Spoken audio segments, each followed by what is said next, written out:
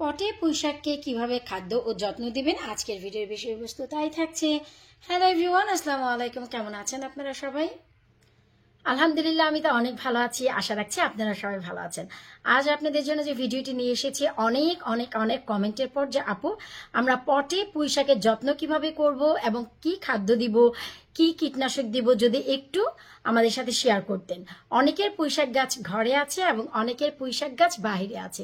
ঘরে বাহিরে যেখানেই থাক না কেন, চলেন আজকে আপনাদের সাথে আমি যে যত্নটি শেয়ার করব, যা খাদ্যটি, এটা যদি ব্যবহার করেন এবং এই পদ্ধতি যদি আপনারা অবলম্বন করেন, আপনাদের পুঁইশাক হবে দারুণ মাত্রার মোটা এবং তাজা তাজা এবং মোটা মোটা, অনেক ভারী ভারী পাতা। অনেকেই বলে আপু আপনার পাতাগুলো অনেক বেশি মোটা এবং ভারী ভারী, আমাদের পাতাগুলো কেন যেন পাতলা। তো চলেন, সবকিছু থাকছে আজকের এই ভিডিওতে A to Z টিপ সহ। সবার আগে আমি দেখাচ্ছি এই যে আমার 5 লিটারের তেলের গ্যালন, যেখানে আমি একটি কম্বো প্যাক করেছিলাম, যে লাল ডগার পুঁইশাক এবং সবুজ ডগার পুঁইশাক। দেখতেই পাচ্ছেন এই যে এই বড় পটে 4টি গাছ, এখানে আছে 3টি সবুজ ডগার পুঁইশাক আর একটি আছে লাল ডগার পুঁইশাক। এগুলোকে জাস্ট কম্বো করার জন্য, দেখার সৌন্দর্যের জন্য আমি লাল সবুজকে পাশাপাশি রেখেছি একই পটে, যেন দেখতে সুন্দর লাগে। তো এই যে দেখতে পাচ্ছেন ডগা পাতাগুলো, আপনারা যদি একটু খেয়াল করেন, আমি একটু দেখাচ্ছি, দাঁড়ান কাছ থেকে, তাহলে আপনারা বুঝতে পারবেন। এই যে দেখেন পুঁই শাকের ডগাগুলো, আপনারা যদি দেখেন আনবিলিভেবল। এই যে দেখেন কি বেশি মোটা তাজা হয়। সবাই বলে আপু পুঁই শাকের ডগাগুলো নিচ থেকে যখন উপরের দিকে উঠে তখন চিকন হয়ে যায়। তো মাশাআল্লাহ, আপনারা যদি একটু লক্ষ্য করেন দেখতেই পাবেন উপরের দিকে কিন্তু মোটা অবস্থাতেই উঠছে। এই যে দেখেন উপরের দিকেও কিন্তু মোটা অবস্থাতেই উঠছে। তো এটা কিন্তু 5 লিটারের একটি তেলের গ্যালন, যেখানে আমি 2টি গাছ দিয়েছি। এই যে এপাশে দেখেন, এখানে কিন্তু একটি সবুজ গাছ দিয়েছি। তো এখন আপনাদের অনেকেরই প্রশ্ন যে লাল লাল অনেক ছিটা ছিটা হয়ে যায় পুঁইশাকের ডগায়। এটা একদমই নর্মাল, কারণ বর্তমানে গরম চলছে, আর গরমে যে মাছিগুলো ঘোরাঘুরি করে তা বাইরে থেকে অনেক ধরনের রোগ বহন করে নিয়ে আসে, যেগুলো একবার পুঁইশাকের গায়ে যদি বসে তাহলে এই যে দেখেন এরকম লাল লাল ছিটা ছিটা হয়। এর জন্য আপনারা যদি ম্যাজিক দ্রবণ ব্যবহার করেন তাহলে কিন্তু এগুলোর হয় না। কিন্তু প্রতিনিয়ত যদি আপনারা এই পাতাগুলো কেটে কেটে খান তাহলে আর দ্রবণটা দেওয়ার দরকার হয় না, কারণ দ্রবণের ভিতরে আমরা যেহেতু হ্যান্ড ওয়াশ অথবা ডিটারজেন্ট অথবা শ্যাম্পু ব্যবহার করি, অনেক সময় মনে থাকে না। কিন্তু আপনারা সেই কীটনাশকটা যদি ব্যবহার করেন, শরীরের কোনো ক্ষতি নেই, শুধু 1 সপ্তাহ পর এটা খেতে হয়। দেখা গেল আজকে আপনি কীটনাশক দিয়েছেন, কালকেই ভুলে গেছেন, এটাকে নিয়ে খাওয়া শুরু করলেন, সেই ক্ষেত্রে আপনাকে একটু ভালো করে ধুতে হবে, এক্সট্রা কেয়ার হতে হবে। এই জন্য আমি যখন এই কীটনাশক দিই তখন আমি ঠিক 1 সপ্তাহ পর গাছের পাতা টাতা কেটে খাই। আর যেহেতু ঘরে আছে, প্রতিনিয়ত খাওয়া হয়, তাই আমি কীটনাশকটা একটু কমই দিই। আর মাছি যে এত পরিমাণ, আপনি কয়টা তাড়াবেন? So nothing to worry about it. আপনারা ওইসব ভুলে যান, এইসব একটু মাছি তাড়িয়ে রাখবেন, একটু কীটনাশক দিবেন, তাহলেই হবে। আর এই যে দেখতে পাচ্ছেন পুঁইশাক, পুঁইশাকের জন্য আপনারা যে খাবার দিবেন, সব ধরনের খাদ্য পুঁইশাকে দেওয়ার কোনো প্রয়োজন নেই। শুধু নাইট্রোজেন বুস্ট করবেন, যার ভিডিও অলরেডি আমার চ্যানেলে অনেক রয়েছে, এবং নাইট্রোজেন বুস্ট কিভাবে বানাবেন আপনারা জানেন। কারণ পুঁইশাকের হচ্ছে আমরা কোনো ফলন চাই না, তাই না? সামার ভরে আমরা হচ্ছে পুঁইশাকের ডগা পাতা খেতে চাই, মোটা মোটা তাজা তাজা, দ্যাটস ইট, আর কিছুই না। আর আমরা যখন ফলন চাবো, এবং ফলনের জন্য আমাদের কি করণীয় সেটাও আমি আপনাদের সাথে শেয়ার করব। আজ আমি এই পুঁইশাককে কি খাদ্য দিচ্ছি, কি যত্ন দিচ্ছি, সেটি আপনাদের সাথে শেয়ার করব। এই যে দেখতে পাচ্ছেন পুঁইশাকের নিচের দিকে কিন্তু অনেক বেশি ডগা পাতা হয়েছে। আমি আপাতত খাবো না, কারণ আমি বাগানের অনেক শাকসবজি খাচ্ছি প্রতিনিয়ত, এত আসলে এভরিডে খাওয়া যায় না। এমনকি আগামীকালকে যে রান্না করব তার জন্য কিছুটা প্ল্যান রয়েছে। এই যে দেখতে পাচ্ছেন আগামীকালকে আমি করলা খাবো, করলা সহজেই নষ্ট হয়ে যায়, তাই কেটে আমি একটু নর্মাল ফ্রিজে রেখে দিয়েছি, আগামীকালকে এটাকে খাবো। তার সাথে বাগানের ডাঁটা শাকও খাবো। তাই আসলে আমরা প্রতিনিয়ত যেহেতু শাক এখন খাচ্ছি সামারে, তাই সবকিছু করা যায় না। কিন্তু ডেফিনেটলি এখন আপনাদের যে কাজটি করতে হবে, নিচের দিকে 3 ইঞ্চি পর্যন্ত ডগাটি আপনাদের ফাঁকা রাখতে হবে, 3 ইঞ্চি পর্যন্ত। আর নিচের দিকে যত শাখা আছে, পাতা আছে, এগুলোকে কেটে খেতে হবে। আমি আগামী 2 দিন পর খাবো, তাই কাটছি না, আপনাদের বলে দিচ্ছি। ডেফিনেটলি আপনাদেরকে যে কাজটি করতে হবে, ডেফিনেটলি নিচের দিকের যে শাখা, এই যে দেখতে পাচ্ছেন এই যে শাখাগুলো, আমি একটু দেখাচ্ছি, এই যে শাখাগুলো কেটে দিতে হবে, পাতাগুলো কাটতে হবে, এতে করে নিচের দিকে 3 ইঞ্চি পর্যন্ত যেন পুঁইশাকের ডগাটা দেখা যায়, সেদিকে নজর রাখতে হবে।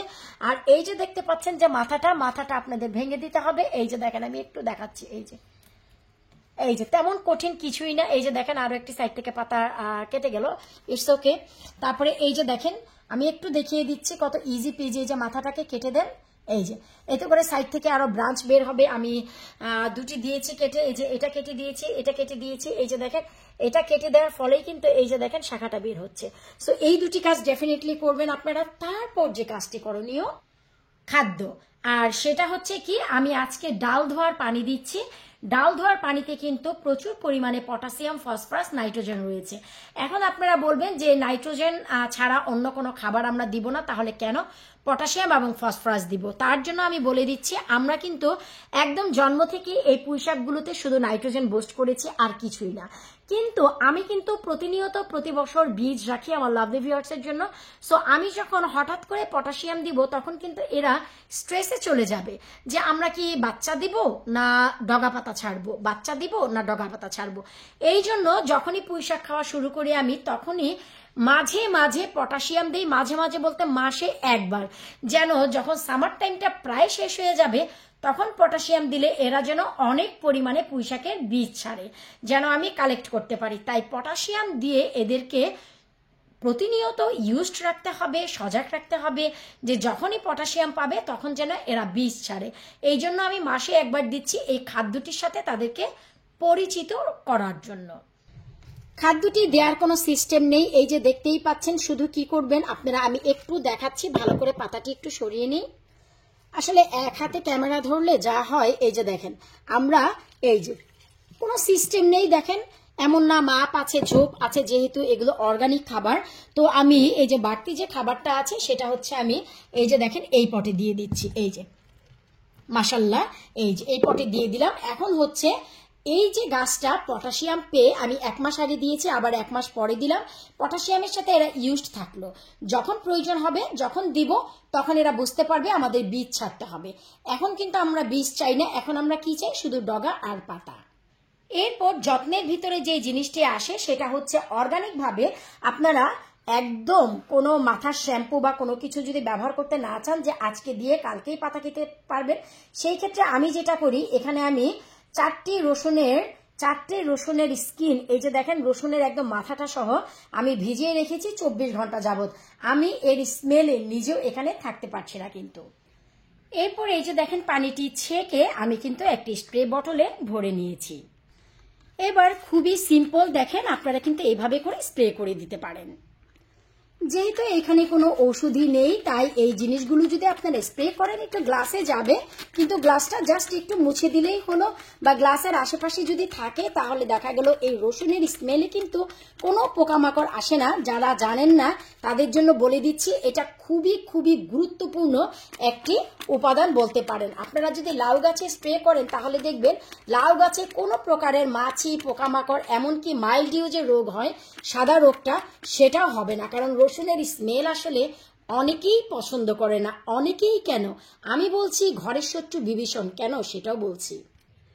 তো এভাবেই আপনারা ঘরে বা বাইরে পুঁইশাকের যত্ন নিতে পারেন। নাইট্রোজেন বুস্ট ছাড়া এই গাছে কোনো খাবারের দরকার নেই। মাসে একবার ফসফরাস বা পটাশিয়াম দিয়ে দিবেন, আর প্রতিনিয়ত এই কীটনাশকটা ব্যবহার করবেন। দেখবেন ঘরে বাইরে কোনো জায়গায় মশা মাসে আসবে না। যেহেতু বাগান অনেক বড় স্পেস চতুর্দিকে, তাই সবকিছুর দিকে নজর রাখতে পারি না। পছন্দের গাছগুলো অনেক সময় অবহেলায় কিন্তু নষ্ট হতে থাকে। আর ওই যে বললাম না ঘরের শত্রু বিভীষণ, যেমন কি আমার জামাই তো বলে সারাটি সামার ভরে আমার গায়ে নাকি আদা, রসুন আর পেঁয়াজের গন্ধ। কি বলবো রে ভাই, থাকি তো সামার ভরে এই রসুন আর পেঁয়াজ নিয়ে। তাহলে কি তোমরা কি বলবো, তোমরা এই গুচি আর ডিউরের পারফিউমের গন্ধ পাবা? আমি জানি এখন অনেকেই বলবে যে গুচি পারফিউম আছে তাই একটু অ্যাডভাইস করে দিলাম। ভাই রে ভাই, তোমরা যে যা মনে করো করো, আই ডোন্ট কেয়ার। কথা হচ্ছে যেটা সেটাই বললাম, যে তোমরা কি এইসবের পারফিউম পাবা? আমার জামাই তো শুধু বলে এই তোমার গায়ে শুধু রসুনের গন্ধ।